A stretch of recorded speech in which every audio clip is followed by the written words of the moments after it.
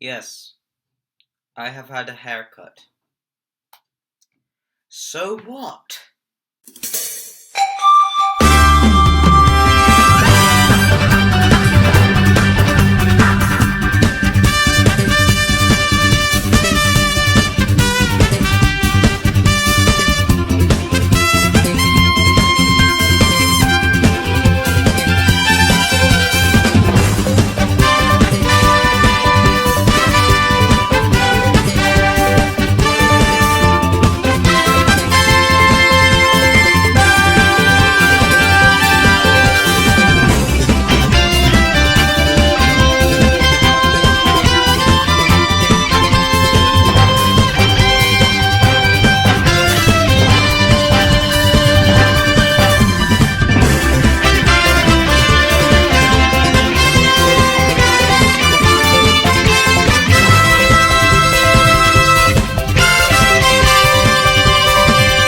Hey guys, Sage here. Welcome to Sage Reviews. This is a proper series now, where I review things. Today's episode is all about Doctor Who Aimless Wanderings. But what is Aimless Wanderings, Sage? I'm glad you asked. Basically, Aimless Wanderings is a Doctor Who audio production, or fan audio production, made by the Five Who fans. I've talked about them before, but here's my chance to say this. I've been a fan of Five Who fans for like over 2 years now. Back when the 50th anniversary hype train was let's just say it was still on its tracks. So yes, let me tell you how Aimless Wandering started, basically. So, in one video that the Five Who fans made, Billy Tracy, a prominent figure in Aimless Wanderings, which at the time it didn't exist, made a video about the negative aspects about classic Doctor Who. But halfway through, they created a version of the Doctor which represents classic Doctor Who in a caricatured way. They called it the 5WF Doctor, or the Five Who Fans Doctor, at the time, because it was, well, their Doctor. So there you go. And that's how the video turned itself on its head and became a video about the positive and negative aspects of classic Doctor Who. So, why is this important? Well, later on in that year, in the second half of the year, which was 2013, by the way, if you didn't know, Five Who fans hosted this competition for people to write a classic Doctor Who story, and I'm like, I wish I entered that. But my creative persona didn't exist then, so yeah. After the winners aired, on the Five Who fans YouTube account, Billy Tracy was kind of disappointed that the Five Who fans Doctor doesn't have potential. Heck, he even has a previous incarnation. So, yeah, what gives? Why doesn't he have the potential? Then something clicked. So, in the first Five Who Fans podcast, sorry, I'm rambling on. In the first Five Who Fans podcast, Billy Tracy introduced this audio thing, and he's like, we can put it on the website. Which isn't the website we know and love today. And plus, Aimless Wanderings has its own website. Anyway, so it was well received, I believe, and they made like a few audios. So that's what I'm going to talk about today. Well, they made a few, and then continue to make some, and are doing this even to this day.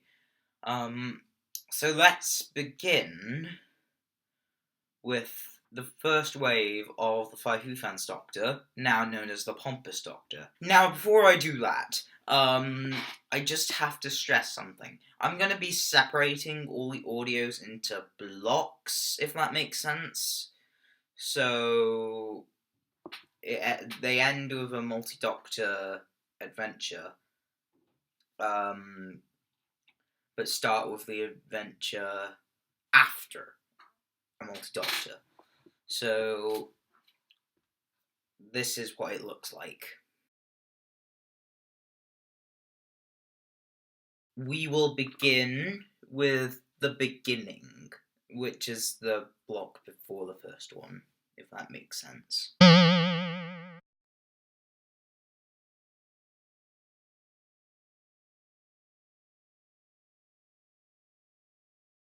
So, we begin with the Pompous Doctor's first wave, the Pug and the Machine. Now, Five Who fans were fresh, or rather, Billy was fresh. It starts off with Evil of the TARDIS, a story where the Doctor isn't happy with the design choices of the TARDIS, and the TARDIS rationally thinks that she must kill the Doctor. Yes. By the way, the main premise of this wave is that Martin, the Doctor's pug dog, the companion in this wave, he saves the day like every time. So that's the main premise of this wave. So next we have Patience of the Daleks, where the Daleks form an orderly queue to invade 20th century Earth because it's exotic. Martin steals a gun stick of a Dalek. I'm not telling you which one, but oh well. Next, we have the first thing that's written by someone that isn't Billy Tracy. We have the English Country Garden, which is basically about the Doctor landing on like the main antagonist's flower bed, and the main antagonist, which is Humphrey the Killer Plant, is angry and eats things. The final episode, called The Pugmaster Plan, is where we find out the Master has been spying on the Doctor, and he tries to feed him to a giant space pug in space. He doesn't know why they're there, they're just there. Now,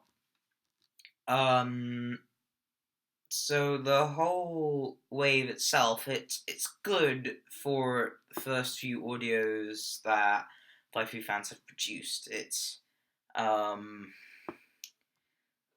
think it's a good starting point for them, but is it a good starting point for everyone? I think the next one we're going to go on to is a better starting point for everyone, because it has all of the Doctors in it at that point. It even has Fruit Pastel in it. So, yeah. Doctor Cubed is the first multi-Doctor story that Five Who fans have created. It consists of the Pompous Doctor, his predecessor, the Sorry Doctor, who actually featured in the competition that they held. And also featuring in this is a new incarnation meant to represent a new series Doctor stereotype. That Doctor being the Dynamite Doctor. So, basically, Fruit Pastel appears at the end as an Easter egg. But anyway, seeing as how this is their first multi-Doctor story and their 50th anniversary special, it needed to work, and it did. It's a perfect starting point. I didn't start there, but it's a perfect starting point. All you need to do is go on to the website and search for Doctor Who, and yeah, but that's not the thing I'm trying to say. So the main plot is that the scientist is trying to take over the galaxy and stuff and the universe and stuff. And the president catches on to this and summons the three doctors and sends them to Planet Evil, where the scientist is located, and we find out who the scientist is. So you've got to watch it, or I mean, listen to it. You've got to listen to it to find out. So how does it hold up? It's a brilliant story. I mean, as a story, it's okay, but it's brilliant as a comedy thing. Now, what can I say? Um, it's a perfect starting point. I can't say much else. So, moving on to the next one.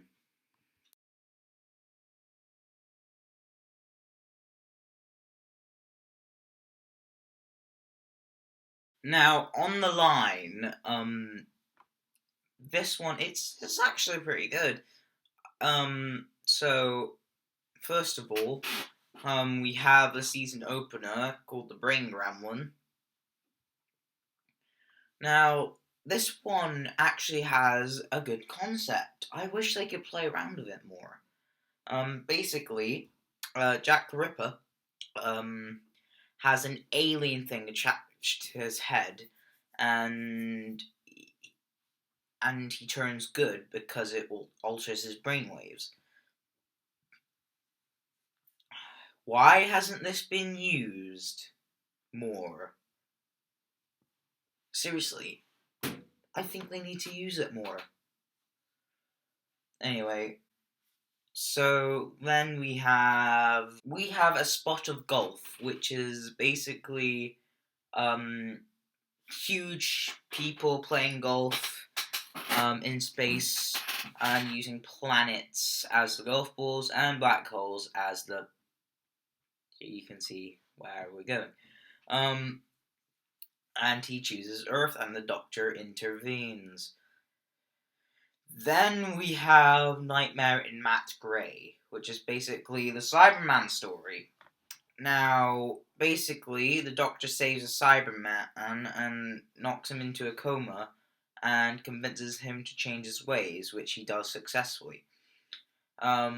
Then we have the episode on the line. Trust me, the cover here is not the same as the whole wave cover, but oh well. This is what happens when you do lazy stuff. Oh boy, they're doing it again with something later, but yeah. So so basically, it's the Doctor trying to fix an aerial signal, and he falls down and grabs on a rope, and he's dangling down from a very high height, and basically the main villain is police incompetence, so you can see where we're going with this. But it's probably one of my least favorite, if not one of my least favorites. Sorry, 5U fans, but it's just I just don't really like it that much. So yeah, as a wave on the line is pretty decent. It's a good first wave for Sorry Doctor. So, yeah, next. So, now it comes to Dynamite of the Doctor. So, let's just say the early Dynamite stories, they are completely narrated by John Granson, the person that portrays Dynamite in the multi-Doctor stories and in his first wave, which comes later on. But this one, he has a companion called Tulip. This is the only time we see Tulip in a Dynamite story. Basically, the plot of this is that, oh look, they're in the TARDIS. Oh look, Dynamite's in the vortex. Oh look, it's heading towards the TARDIS. Oh look, it will blow up. Oh look, we shall kiss to stop it. That's basically it. So, it's just an okay story. It's just nothing too bad with it. I'd have to say it's my least favorite Dynamite story. It's just too linear.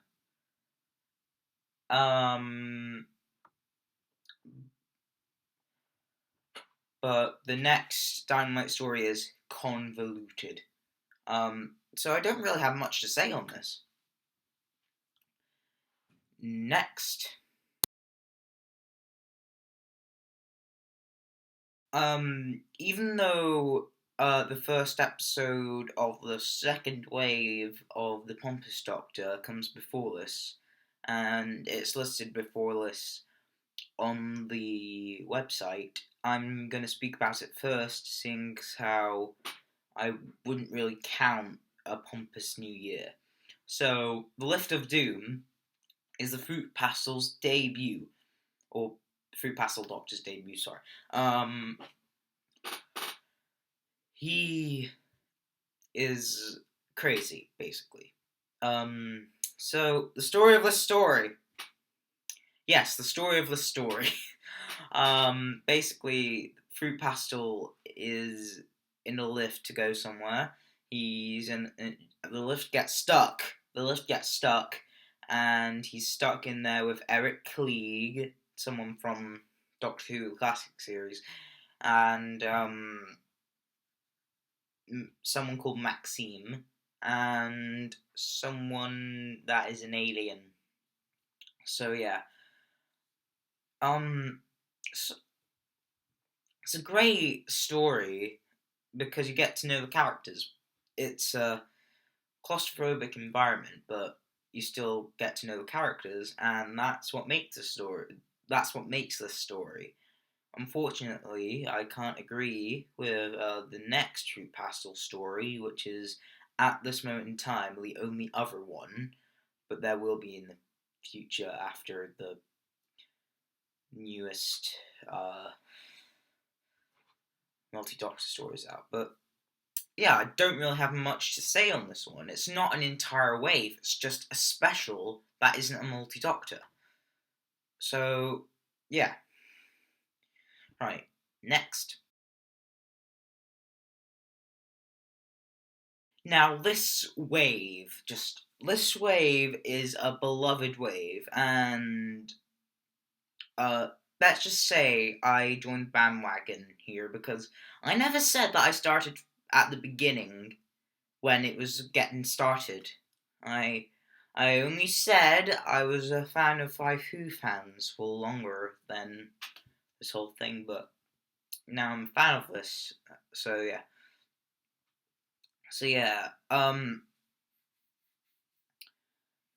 I joined when I started listening before Good Pug Goes to War was released, but let's just start from the beginning. So, as I said, A Pompous New Year was released on New Year's Eve which was the last day of 2013. It was made as a New Year's message from the Pompous Doctor, their most popular Doctor, probably the most well known. Uh, and basically, it was a delay. It was an apology for a delay of the Lift of Doom, which I've already talked about, obviously. And this one, it's this. Yeah, let's just talk about most of the wave. The rest of the wave. But one more thing on the Pompous New Year, it its ending is pretty much like leads into the next one, which is the 11 Doctors. It's oh, by the way, yeah, it's a great way to create hype. Anyway, so the 11 Doctors is not 11 incarnations of the Doctor. No, it's 11 versions of the same Doctor. Just yeah, and they're trying to get out.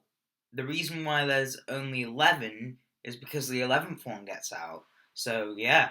So, it's really interesting, and I recommend you listen to it. It's a great story. Just it's not one of those epic adventures, but it's one of those stories that will get you thinking, and it will actually, even the person that came up with the idea, John Granston, he's still thinking, how is this possible? He's still thinking that to this day. So, yeah, next is Off to the Shops, which was the latest one when I started listening to Aimless Wanderings. Basically, the Doctor goes shopping for dog treats and a mop, and they're on the two opposite ends of the shop. And yeah, Eric Klieg's there. Croton is like a security thing. The Master is a person at checkout, and yeah, well, that's pretty much it, essentially. So then we have A Good Pug Goes to War. It. I was looking forward to the story, and it's good. I've not listened to it in a while, but I remember it's like the Doctor lands on Metebelis 3. Sorry, Metebelis 14, I believe. That's what the planet's called. Um, Not Metebelis 3, obviously, but Metebelis 14. Um, the Doctor lands on that planet, and recently their king, who is a pug dog, got kidnapped or dognapped, basically.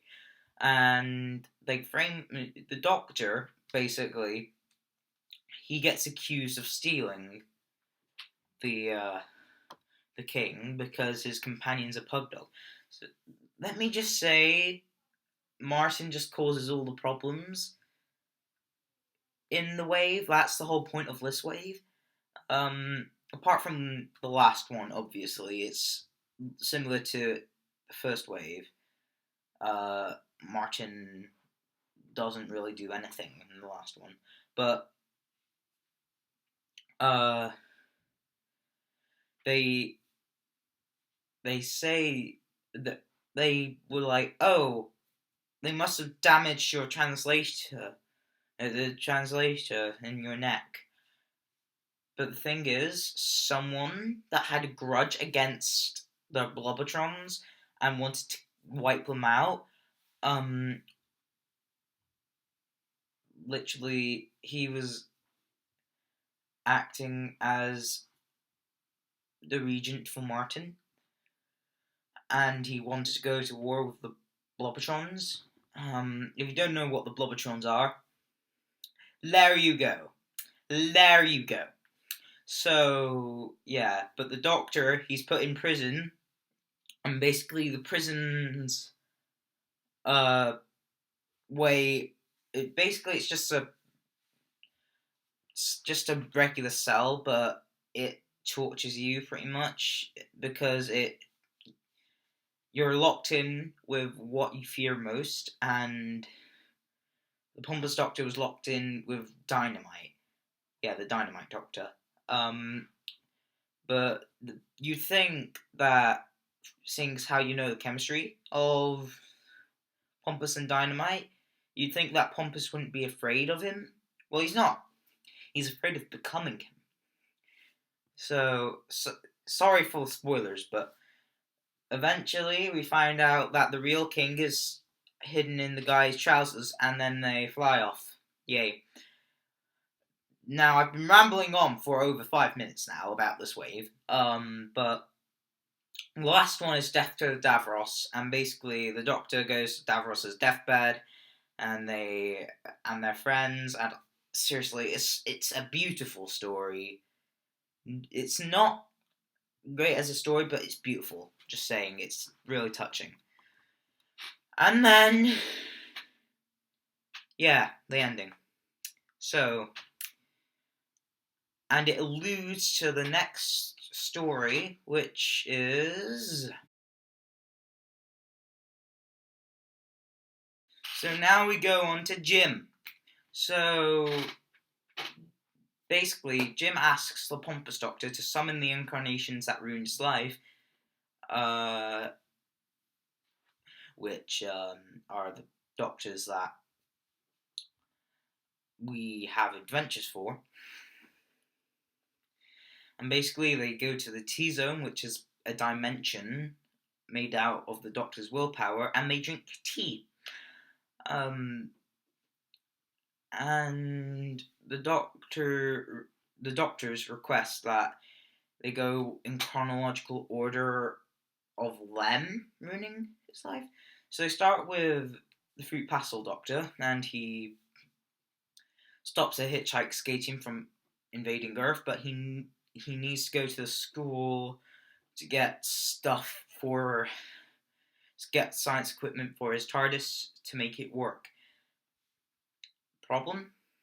He went into the theatre and insulted Jim. So, Jim never wanted to be an actor again. Then the Starry Doctor just allowed him to get mugged. The Pompous Doctor goes in, and Jim wanted to be a journalist at that point, and the Pompous Doctor left Martin with Jim, and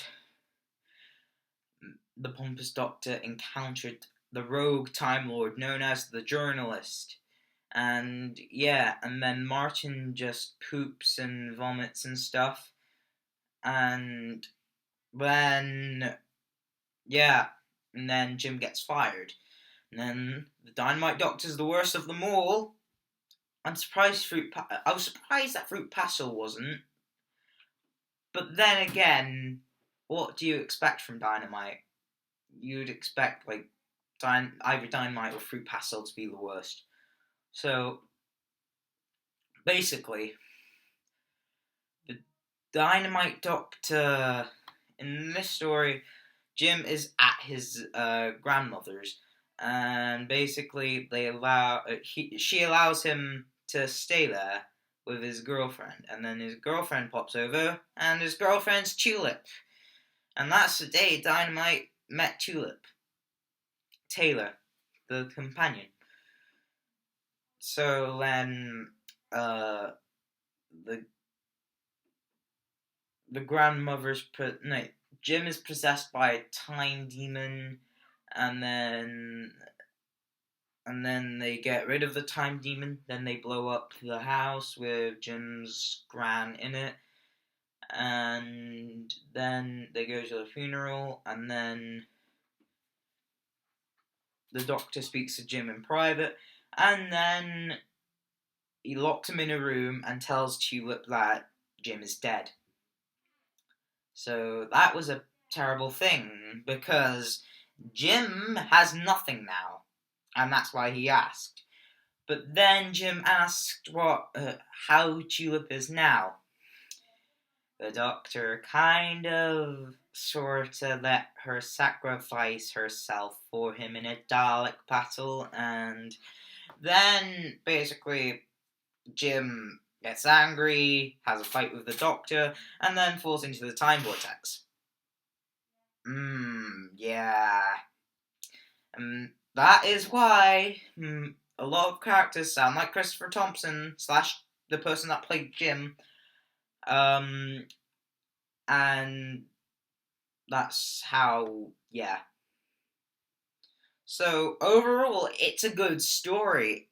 It was actually marked as, I believe, the third best story of 2014.